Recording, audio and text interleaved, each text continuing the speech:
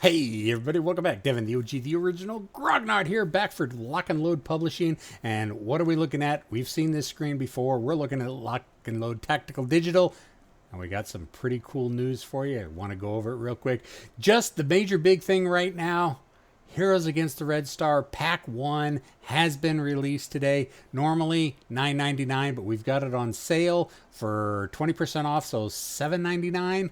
I think that's what it is, for the next week. So go ahead, pick up this DLC. It's got a lot of really cool scenarios. A lot of people have been looking forward to some more modern warfare stuff other than Heroes of the Nam. But there's also some under the hood stuff and some really cool stuff that people have been asking for that we wanted to go over. So the first thing we wanted to go over is, if you'll look, we have a new iconography on the scenarios.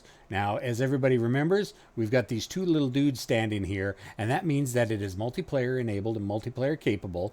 But now we've got this new icon of these binoculars right here, and you'll notice it's only on the starter kit and some scenarios of the Heroes of the Red Star, not all the scenarios. You'll notice Prelude and Battle, First Blood, As Good as They Get, Do Not Be Gentle, do not have these. Take a look at Days of Villainy, we don't have any there. Heroes of the Nam, we've got one scenario, and of course Heroes of Normandy. But what exactly does this mean? What does that binoculars mean? We're changing how the line of sight works inside the game. Now, normally, in the tabletop, it's point to point, and if you cross any pixels on the map board or any artwork on the map, that will block or degrade line of sight.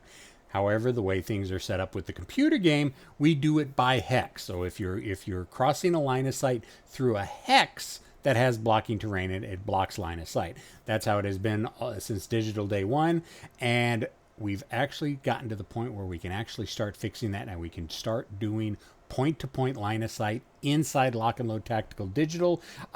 So is the starter kit and some of the scenarios from Heroes Against the Red Star, the first ones. Let's just go ahead and take a look at this real quick. Let's just jump into the game, and I can show you what I'm talking about. And another thing is we can zoom the map in really far, really close now. This is, I mean, I don't know why you'd want to zoom the game that close in, but I mean, this does allow us to get a look. Just look at that artwork. Look at the detail on that. Just phenomenal. So anyways, like I was saying, let's grab the line of sight tool. Bink. All right, so let's go ahead and grab this building here and try drawing line of sight. Is that the terrain? That's the information. There's the line of sight. So we take it out to this building right here. Look at that. That is now considered a clear shot from R11 to L10. Now you got to remember, it used to be in Lock and Load Tactical Digital, since it is crossing through M10, I point to the screen, but of course you can't see what I'm pointing at. Normally, that would be a blocked line of sight because it's crossing through M10. However, now we've got it down where it's pretty much pixel to pixel, at least for a couple maps. We are working on getting the rest of the maps up. M10 is no longer blocking. It'll go right by the corner of L10. Let's see if we can find some other examples of it. It's kind of hard sometimes, but let's go. That would be normal. Okay, here's another good example right here.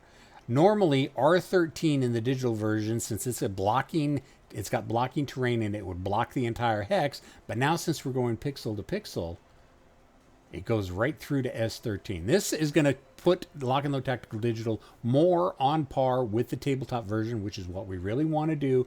This is a slow process. It takes us time to do this.